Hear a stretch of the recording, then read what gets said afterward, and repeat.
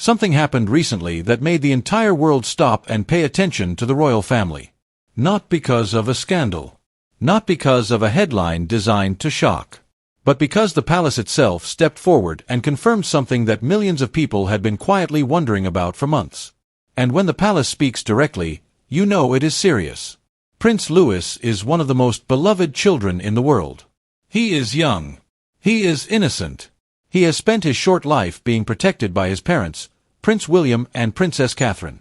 The public has watched him grow up through carefully selected photographs and rare public appearances. He waves at crowds. He makes funny faces. He melts hearts everywhere he goes.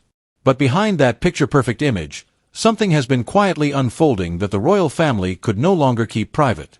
The confirmation came with very careful wording. As it always does with the palace. Every single word in an official royal statement is chosen deliberately. Nothing is accidental. Nothing is casual. So when observers and royal analysts began reading between the lines of this particular update, they found something that felt heavier than the surface message suggested.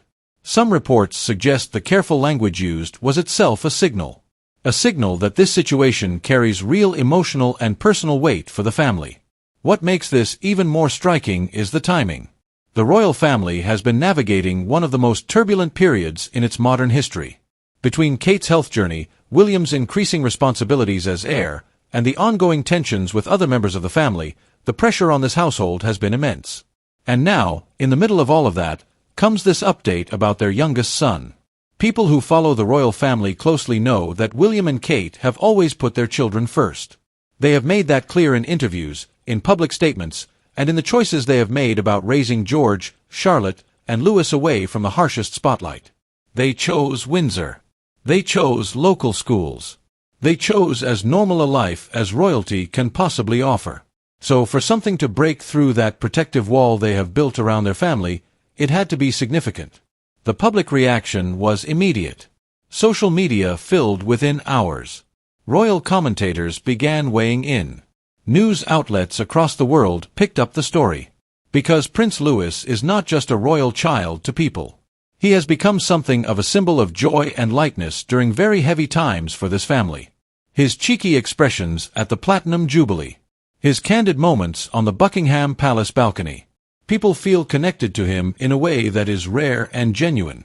And now, that connection is exactly why this update hit so hard. Because when news touches a child that the world has grown to love, it does not just feel like royal news. It feels personal. What exactly did the palace confirm? And why are so many people reading this update as far more significant than it first appears? When the royal palace releases an official statement, the world listens. But experienced royal watchers will tell you something important. It is never just about what the palace says. It is about what the palace chooses not to say. And in this particular update regarding Prince Louis, the gaps in the official communication are just as revealing as the words themselves. The statement was measured. It was controlled. It followed the classic pattern of royal communications that acknowledge a situation just enough to stop speculation from spiraling completely out of control, while revealing as little as possible about the true depth of what is happening behind closed doors. This is a strategy the palace has used for decades. Acknowledge, reassure, redirect, and hope the public accepts the surface-level explanation. But this time, many people did not simply accept it. Royal commentators immediately noted that the language used was unusually personal for an official palace release. Statements about the royal children are typically brief, almost clinical. They confirm facts. They thank the public for their support. They move on quickly. This update had a different texture to it. Some reports suggest that those close to the communications team describe the drafting process as more emotionally involved than usual. That detail alone tells you something significant about the weight of this situation. What was left out of the statement is where the real story begins to emerge. There was no detailed timeline offered. There was no clear explanation of what steps are being taken or what the family's plan looks like going forward. For a palace that controls its narrative with extraordinary precision, that absence of detail is not an oversight. It is a choice. And choices like that are made when the full picture is either too complex, too sensitive, or too painful to share publicly at this time. Observers also noticed the silence from William and Catherine themselves. In situations where royal parents want to project calm and reassurance, they often make a visible appearance or release a personal note. Neither happened immediately following this update. Some analysts believe that silence speaks volumes about where the family's emotional energy is right now. They are not performing composure for the cameras. They are living through something that requires their full and private attention. There is also the question of who was briefed before the statement went public. Senior royal aides. Select media contacts. The kind of careful pre-briefing that happens when the palace knows a story is going to generate significant reaction. That level of preparation suggests this was not a routine update. It was a managed release of information that had been building behind the scenes for some time.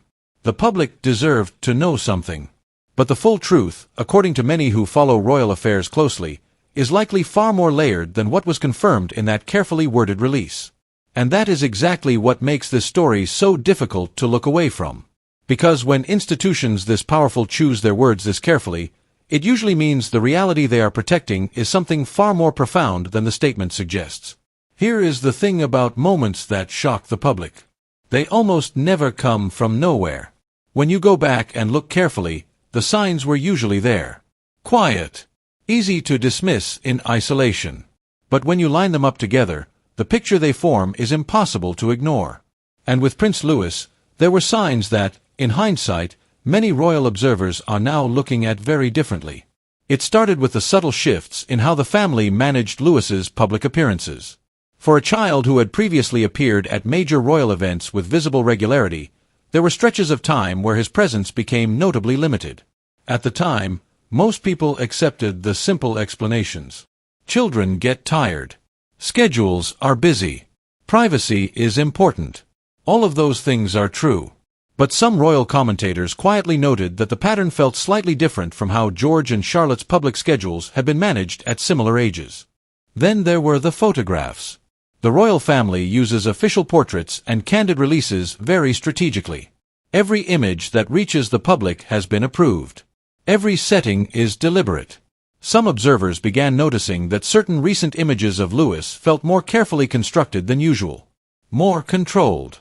Less of the spontaneous, joyful energy that had made him such a beloved figure in earlier years. Again, individually, this could mean nothing. But pattern recognition matters when you are trying to understand a family that communicates as much through what it shows as through what it says. There were also moments at public engagements that caught the attention of body language analysts and longtime royal watchers. Small things. The way William positioned himself during certain appearances. The moments where Catherine's expression shifted almost imperceptibly when Louis was mentioned in conversations captured near microphones. These are not accusations. These are observations made by professionals who have spent years studying this family. And those professionals began quietly flagging that something felt different in the atmosphere surrounding the youngest Wales child.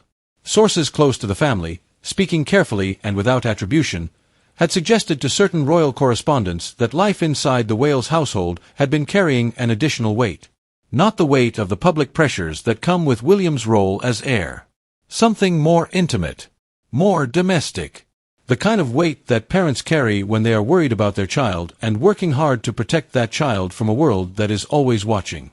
Many believe that Catherine's own health journey over the past year gave the family a profound new perspective on privacy, on vulnerability, and on the importance of shielding their children from public scrutiny during difficult moments. She has spoken about how her illness changed her priorities, how it made her even more fiercely protective of her family's private life. It is entirely consistent with everything she has shared publicly that she and William would work hard to manage any challenge involving their children far from the public eye for as long as humanly possible. But eventually, things reach a point where silence becomes its own kind of story, where the absence of information generates more anxiety and speculation than a carefully managed truth would. And that is the point the palace appears to have reached with this particular situation involving Louis. The signs were there. Quiet and easy to overlook. But they were there. And now, behind closed doors, two parents are facing something that no amount of royal protocol can make easier. There is a version of William and Catherine that the public sees. Composed. Dignified. Smiling through ceremonies and engagements with the kind of practiced grace that comes from a lifetime of royal training. And then there is the real version. The one that exists behind the palace walls, away from the cameras, away from the carefully managed press releases. And right now, according to those closest to this family, that private version is carrying an enormous amount of weight. Let us start with Catherine. Anyone who has followed her journey over the past year understands that she is not the same person she was before her illness. That is not a criticism. It is simply the truth of what serious illness does to a human being.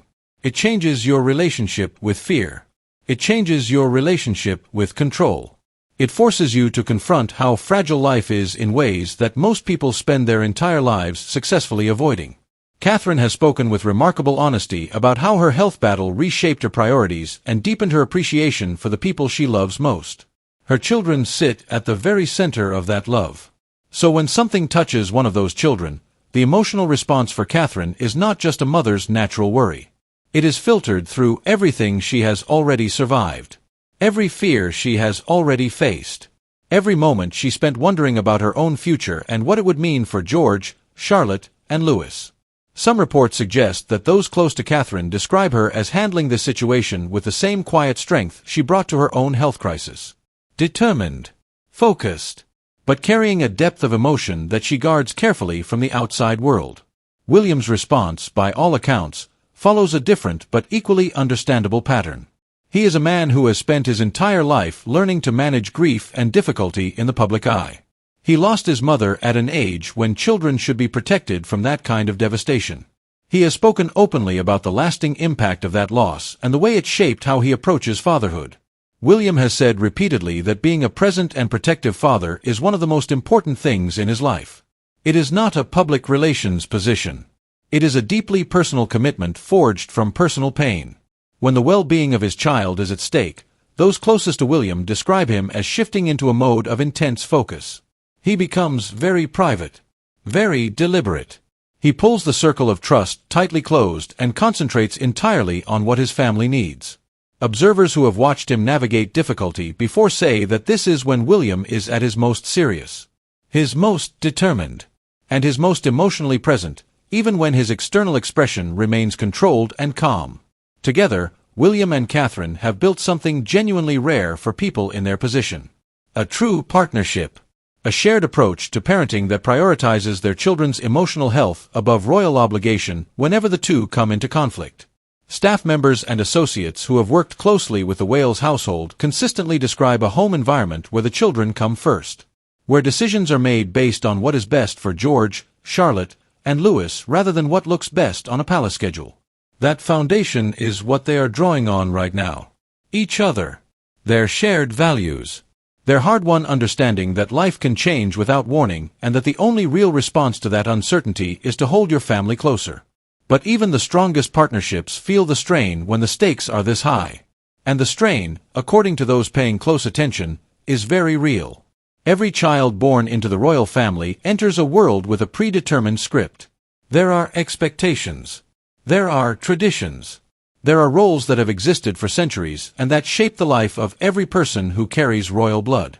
For Prince Louis, the third child of the Prince and Princess of Wales, that script has always looked a certain way. But what is unfolding now raises genuine and serious questions about how that script may need to be rewritten.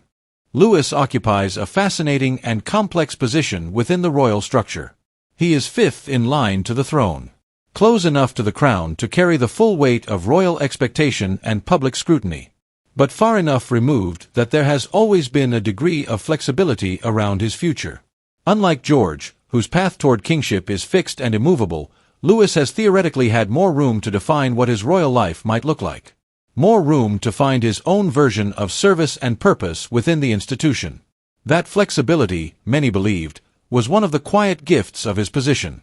But flexibility means very little when circumstances change in ways that nobody planned for. And what the palace has now confirmed introduces a new layer of complexity into conversations about Louis's future that the family will need to navigate very carefully over the coming years. Royal historians and commentators who study how the institution manages challenge and change point to precedent. The royal family has faced situations before where the health, circumstances, or personal challenges of younger members required adjustments to long-term planning. The institution is more adaptable than its ancient traditions might suggest. When it needs to protect one of its own, It has mechanisms for doing exactly that. Quiet restructuring. Adjusted timelines. Reduced public expectations. A closing of ranks that prioritizes the individual over the institution's public image. Some reports suggest that preliminary conversations have already begun at the advisory level about how Lewis's public role will be shaped in the years ahead. These are not emergency meetings filled with panic. They are the kind of careful, long-range planning discussions that the palace conducts whenever circumstances require a thoughtful reassessment. The people who manage the royal machine are experienced at this. They have seen difficulty before. They know how to build a path forward that protects the individual while preserving the dignity